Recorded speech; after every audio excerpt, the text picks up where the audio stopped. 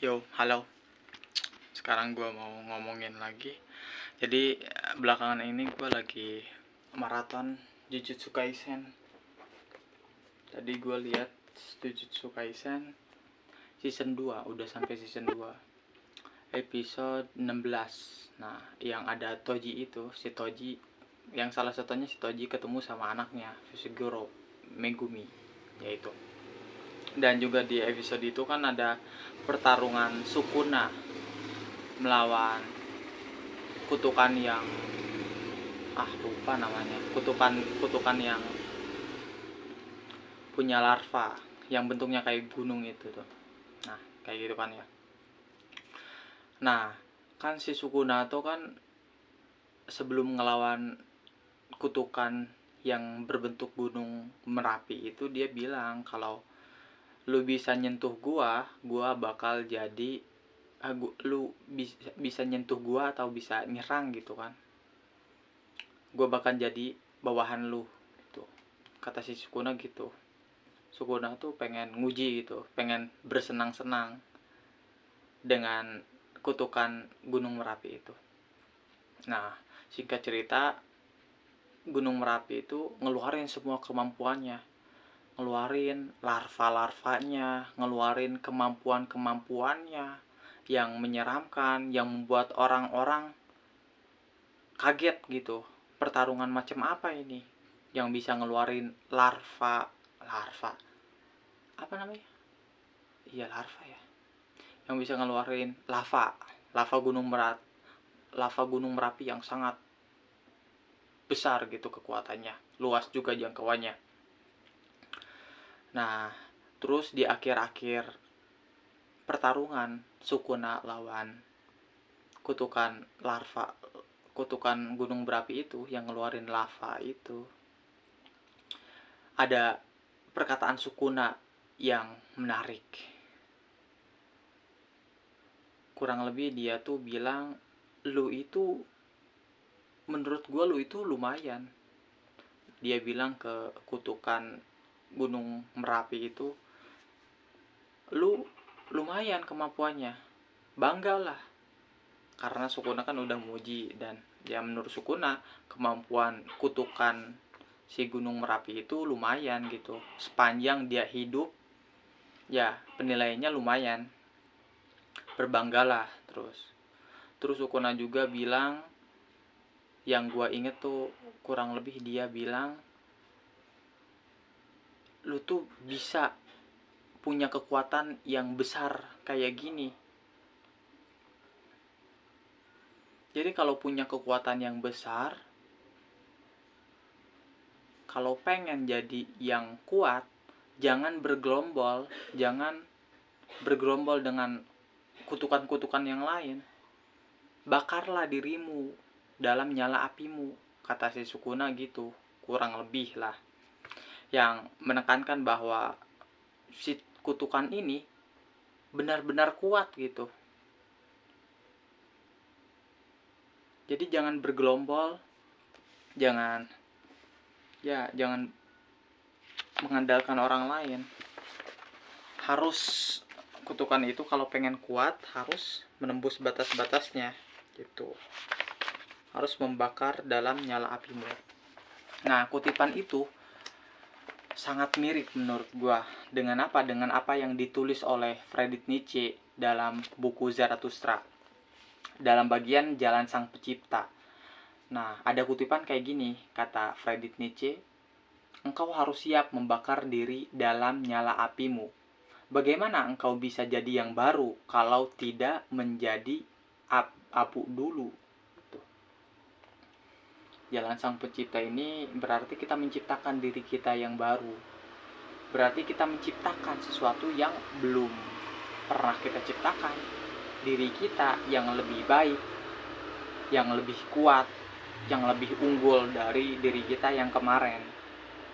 Kalau kita ingin menjadi diri yang lebih baik, ya kita harus siap membakar diri dalam nyala api kita. Membakar diri apa? Membakar diri kita yang dulu untuk menciptakan sesuatu yang baru. Kalau kita kaitkan dengan konteks self improvement, berarti kita harus siap membakar kebiasaan-kebiasaan buruk kita yang dulu. Kemudian kita menempelkan, membiasakan kebiasaan-kebiasaan baik yang akan kita akuisisi. Tuh, di bagian awal Friedrich Nietzsche langsung menulis gini: apakah engkau ingin berpisah dan menyendiri, saudaraku? Inginkah engkau menemukan jalan untuk menemukan dirimu sendiri? Maka berhentilah sejenak dan dengarkan kata-kataku. Ia yang mencari sendiri akan mudah tersesat. Adalah kejahatan untuk berpisah dan bersendiri. Demikian kata orang banyak. Suara orang kebanyakan masih tetap terngiang dalam dirimu. Dan apabila engkau berkata, nurani kami tak lagi sama denganmu, itu akan menjadi keluh kesah dan duka bagi mereka. Sebab masih tetap nurani yang sama yang membuat kalian berduka. Namun, cahaya redup penghabisan dari nurani itu masih bersinar dalam kesakitanmu. Langsung aja nih, kita masuk ke bagian akhir. Mereka lemparkan ketidakadilan dan kotoran pada penyendiri. Orang-orang banyak maksudnya. Orang-orang yang berkelompok yang dimaksud oleh Friedrich Nietzsche ini. Tapi saudaraku, jika engkau ingin menjadi bintang, engkau harus bersinar demikian terangnya kepada mereka.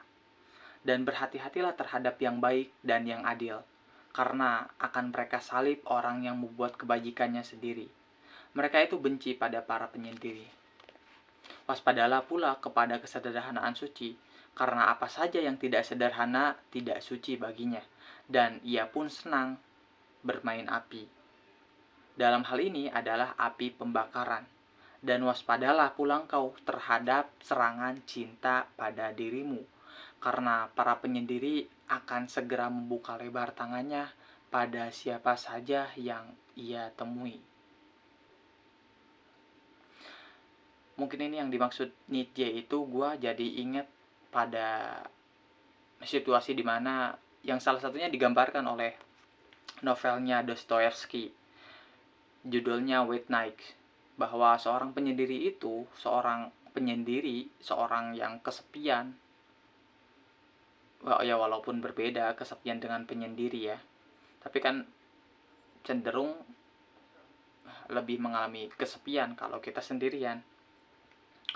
Kalau kalau udah terbiasa nggak akan sih, mungkin akan lebih jarang. Nah, di dalam novel itu menggambarkan seseorang yang gampang mudah jatuh cinta kepada Nastenka.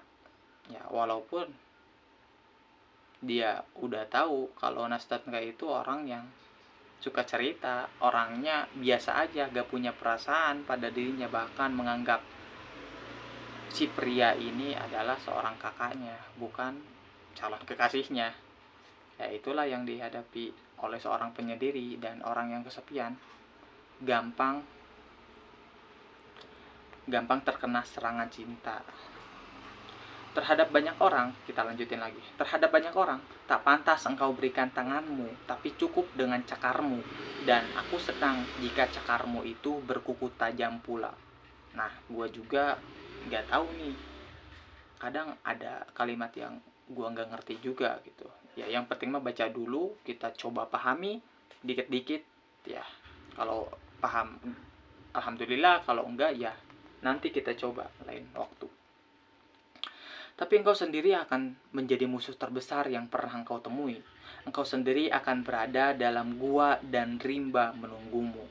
Penyendiri, engkau pergi menuju dirimu sendiri, dan jalanmu melampaui dirimu sendiri dan 7 setanmu.